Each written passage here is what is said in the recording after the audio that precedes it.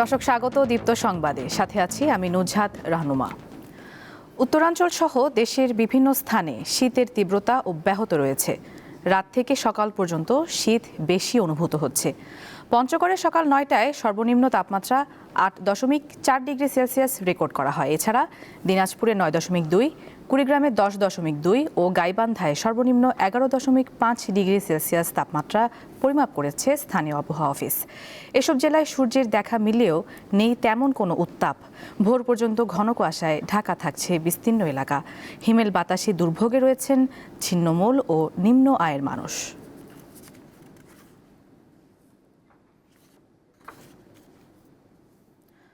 ছাপ্পান্ন বছরে পা দিল দেশের অন্যতম বিদ্যাপীঠ জাহাঙ্গীরনগর বিশ্ববিদ্যালয়। এই উপলক্ষে নানা কর্মসূচির মধ্য দিয়ে দিনটি উদযাপন করছে বিশ্ববিদ্যালয় প্রশাসন। দর্শক, এই বিষয়ে আমাদেরকে আরও বিস্তারিত জানাতে জাহাঙ্গীরনগর বিশ্ববিদ্যালয় প্রাঙ্গণ থেকে যুক্ত আছেন সহকর্মী এম এ হালিম। হালিম, বিশ্ববিদ্যালয়ে কি কি আনুষ্ঠানিকতা রয়েছে আমাদের জানাবেন, পাশাপাশি বিশ্ববিদ্যালয়ের শিক্ষক এবং ছাত্রছাত্রীদের মাঝে কেমন উচ্ছ্বাস দেখতে পাচ্ছেন? হ্যাঁ নুজাত, আজকে কিন্তু এই জাহাঙ্গীরনগর বিশ্ববিদ্যালয় সেটি 55 পেরিয়ে 56 বছরে আজকে পদার্পণ করলো। এই জাহাঙ্গীরনগর বিশ্ববিদ্যালয় কিন্তু একটি সম্পূর্ণ আবাসিক বিশ্ববিদ্যালয়। তো এই বিশ্ববিদ্যালয়ে কিন্তু আমরা যেটি দেখতে পেয়েছি আজকে 10:30টার দিকে কিন্তু ওই বিশ্ববিদ্যালয়ে এই পুরাতন কলা ভবন থেকে এখানে একটি আনন্দ শোভাযাত্রা বের হবে। সেই আনন্দ শোভাযাত্রায় কিন্তু থাকবেন বিশ্ববিদ্যালয়ের ভিসি কামরুল হাসান। এছাড়া কিন্তু এই বিশ্ববিদ্যালয়ের যে বিভিন্ন বিভাগ আছে তারা কিন্তু এখানে এসে জড়ো হয়েছে এবং তারা এই কলা ভবন থেকে যে আনন্দ শোভাযাত্রা, সেই শোভাযাত্রাটি তারা বিশ্ববিদ্যালয়ের বিভিন্ন সড়ক প্রদক্ষিণ করবেন। এছাড়া কিন্তু আমরা যেটি জানতে পেরেছি বিশ্ববিদ্যালয়ের আজকে বিভিন্ন সাংস্কৃতিক অনুষ্ঠান এবং রক্ত প্রদান করা এবং তাছাড়া পুতুল নাচ সহ এবং স্মৃতিচারণ।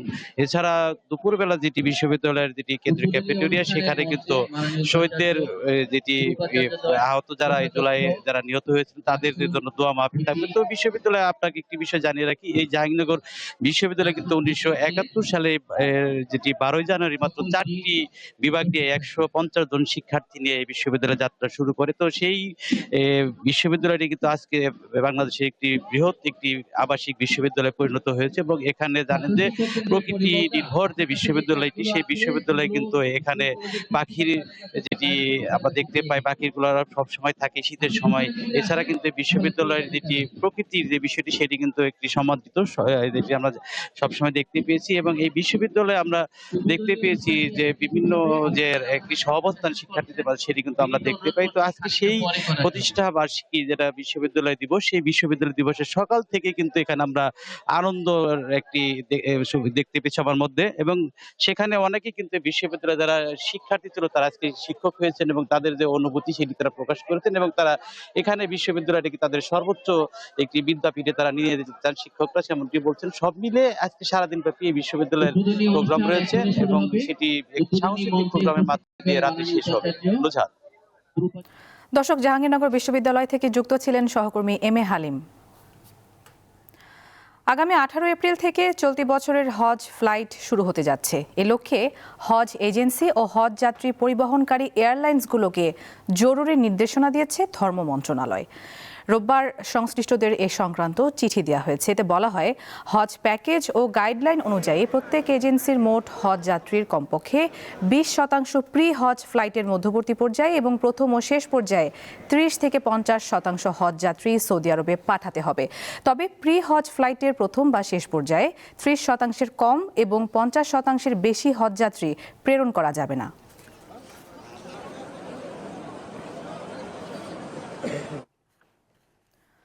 নির্বাচন কমিশনে শুনানির দ্বিতীয় দিনের রোববার প্রার্থিতা ফিরে পেয়েছেন নাগরিক ঐক্যের মাহমুদুর রহমান মান্না সহ 58 জন। বাতিল হয়েছে 7 জনের এবং স্থগিত রাখা হয় 6টি। শুনানি শেষে প্রার্থীরা গণমাধ্যমের কাছে নির্বাচনী পরিবেশ নিয়ে উদ্বেগের কথা জানান। রিটার্নিং কর্মকর্তার সিদ্ধান্তের বিরুদ্ধে শুনানির দ্বিতীয় দিনে মোট 71টি আপিলের ওপর শুনানি গ্রহণ করে ইসি। প্রধান নির্বাচন কমিশনার এএমএম নাসিরউদ্দিনের সভাপতিত্বে সকাল 10টা থেকে বিকেল 5টা পর্যন্ত শুনানি চলে। 2 দিনে 140টি আপিলের মধ্যে 110টি বৈধ, 22টি বাতিল ও স্থগিত হয় 9টি আবেদন। শনিবার স্থগিত রাখা একটি আবেদনও এদিন মঞ্জুর করে ইসি। প্রয়োজনীয় কাগজপত্র উপস্থাপন করায় অধিকাংশ আপিলকারী প্রার্থিতা ফিরে পান। 1% ভোটারের স্বাক্ষর প্রক্রিয়া বাতিলের দাবি জানান কেউ কেউ। স্বাক্ষর গ্রহণকারীদের বাড়িতে না গিয়েই মনোনয়নপত্র বাতিলের অভিযোগও ছিল প্রার্থীদের। জেলা নির্বাচন কমিশনার একটু সদয় করলে আমার কাছে মনে হয় যেন এখানকার আপিলের পরিমাণটা অনেক কম হইতো। আসলে 1%-এর এই ব্যারিয়ারের কারণে কাউকে আটকে রাখা উচিত না। প্রার্থিতা ফেরত পেয়ে নাগরিক ঐক্যের প্রার্থী মাহমুদুর রহমান মান্না তার বিরুদ্ধে মবক্রেসির অভিযোগ করেন। আর অকার্যকর প্রশাসন ও ভোটের সুষ্ঠু পরিবেশ না থাকার অভিযোগ করেন জাতীয় পার্টির মহাসচিব শামীম হায়দার পাটোয়ারি। একটা লেভেল প্লেইং ফিল্ড প্রয়োজন। দেশে বর্তমানে আমরা বলবো কিছুটা বিএনপি জামাতের সরকার বিদ্যমান, কারণ তাদের লিস্ট অনুযায়ী প্রশাসন সাজানো হয়েছে। সেখান থেকে নিরপেক্ষতার সরকার, নিরপেক্ষতার প্রশাসন তো দেখাতে হবে, নির্বাচন কমিশনকেই দেখাতে হবে। আমাকে বিরোধিতা করবার জন্য যে মবক্রেসি করা হয়েছে, এটা ইলওমেন এক কথায় খুবই একটা অশুভ ইঙ্গিত। এই অ্যাডমিনিস্ট্রেশন তো কোনো কিছুর কন্ট্রোল নিতে পারেনি। পুলিশ এখন পর্যন্ত প্রোঅ্যাক্টিভ তো দূরের কথা, অ্যাক্টিভও নয়। বহু জায়গাতে দেখছি পুলিশ প্রায় নীরব ভূমিকা পালন করছে। নির্বাচন কমিশনের ব্যাপক মাত্রায় আপিলের পজিটিভ রায় প্রমাণ করছে রিটার্নিং অফিসাররা নিরপেক্ষভাবে কাজ করছে না। শুনানি শেষে বৈধ প্রার্থীর সংখ্যা বেড়ে দাঁড়িয়েছে 1950 জন। শুনানি চলবে 18 জানুয়ারি পর্যন্ত। শিউলি শবনম, দীপ্ত সংবাদ, ঢাকা। এবারে আন্তর্জাতিক প্রসঙ্গ। ইরানে চলমান সরকার বিরোধী বিক্ষোভে নিহতের সংখ্যা বেড়ে 538 জনে দাঁড়িয়েছে। যুক্তরাষ্ট্রভিত্তিক মানবাধিকার সংগঠন HRAN এর দেয়া তথ্য প্রকাশ করেছে বার্তা সংস্থা রয়টার্স। প্রতিবেদনে বলা হয়, নিহতদের মধ্যে 490 জন বিক্ষোভকারী এবং 48 জন নিরাপত্তা বাহিনীর সদস্য। তবে নিহতের সংখ্যা সম্পর্কে ইরান সরকার এখনও কোনো তথ্য প্রকাশ করেনি। গত বৃহস্পতিবার থেকে ইরানে ইন্টারনেট বন্ধ থাকায় দেশটির সঠিক পরিস্থিতি সম্পর্কে জানা কঠিন হয়ে দাঁড়িয়েছে।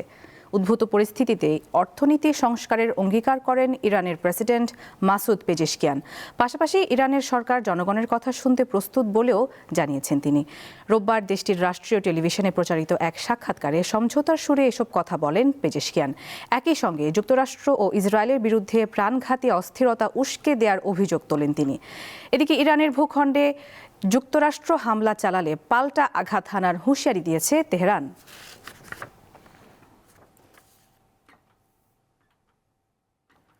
কিউবাকে দ্রুত ওয়াশিংটনের সঙ্গে চুক্তি করতে হবে, অন্যথায় পরিণতি ভোগ করতে হবে বলে হুঁশিয়ারি দিয়েছেন যুক্তরাষ্ট্রের প্রেসিডেন্ট ডোনাল্ড ট্রাম্প।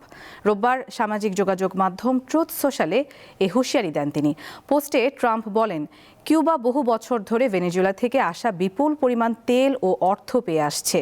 বিনিময়ে ভেনেজুয়েলার সর্বশেষ 2 স্বৈরশাসককে নিরাপত্তা সেবা দিয়েছে, কিন্তু কিউবায় আর কোনো তেল বা অর্থ যাবে না জানিয়ে দেরি হয়ে যাওয়ার আগেই চুক্তি করার হুঁশিয়ারি দেন ট্রাম্প। তবে এই চুক্তির শর্তগুলো কি এবং চুক্তি না করলে কি পরিণতি হতে পারে সে বিষয়ে সুনির্দিষ্ট করে কিছুই বলেননি মার্কিন প্রেসিডেন্ট।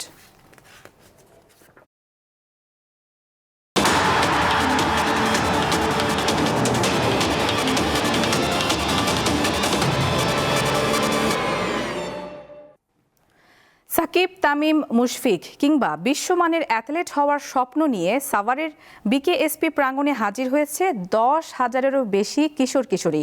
এবার ক্রিকেটের পাশাপাশি ফুটবলে আগ্রহ দেখাচ্ছে অনেকেই।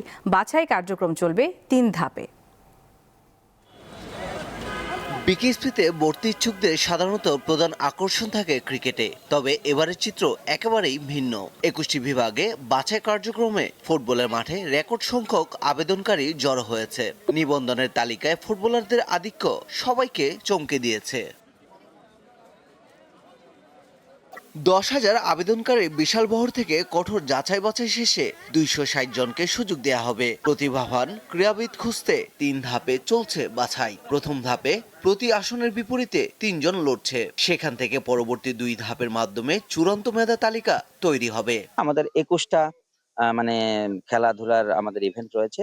এই প্রত্যেকটাতেই আপনার পার্টিসিপেশন আছে। আমি বলবো যে গতবারের তুলনায় বেশি, তবে সববারের মতোই এবারেও ফুটবলে অধিক সংখ্যক। কেউ যদি কোনো জায়গায় মিস করে থাকে অ্যাপ্লিকেশন করতে পারে না তাদেরকেও আমরা অ্যালাউ করছি এখানে যদি কোনো প্রতিভা থাকে। আসলে আমাদের উদ্দেশ্য তো হচ্ছে যে প্রতিভা অন্বেষণ করা, সো এই জন্য আমরা সবাইকে চেষ্টা করে থাকি যে সুযোগ দেওয়ার জন্য। সম্প্রতি বাংলাদেশ ফুটবলের ইতিবাচক পারফরমেন্স ও বাংলাদেশ বংশোদ্ভূত প্রবাসী খেলোয়াড়দের জাতীয় দলের অন্তর্ভুক্তি নতুনদের মধ্যে উদ্দীপনা তৈরি করেছে বলে মনে করেন কোচ।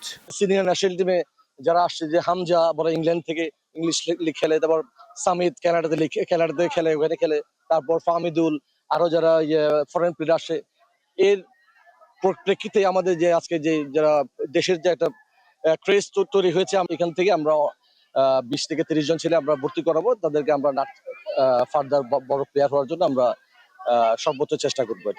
বিকেএসপির আঙিনায় প্রতিটি কিশোর কিশোরের চোখে বড় হওয়ার স্বপ্ন। কেউ হতে চায় হকির জাদুকর, কেউ বা অ্যাথলেট। সাকিবুল হাসান, মুশফিকুর রহিম, মাহমুদুল্লাহ, তামিম ইকবাল তাদের মতো হতে চাই, তাই এখানে ট্রায়াল দিতে আসি যাতে আমি আমার বাবা মায়ের স্বপ্ন পূরণ করতে পারি, যাতে আমার নিজের স্বপ্নটা পূরণ করতে পারি। আমি এখানে আইছি আমি যেন ভালো খেলোয়াড় হতে পারি এবং ন্যাশনাল টিমে জানি যাইতে পারি। হামজা আইছে, সমিত সোহান আইছে, এখন অনেক ফুটবলের জ্বর চলতেছে এখন। তো আমার স্বপ্ন যে একটা বড় মাপের প্লেয়ার হওয়ার, তো তার জন্য আমি এখানে ট্রায়াল দিতে আইছি। আগামীর বাংলাদেশে কারা ক্রীড়াঙ্গনে আলো ছড়াবে সেই অপেক্ষায় বিকেএসপি। পারভেজ খোকন, দীপ্ত স্পোর্টস।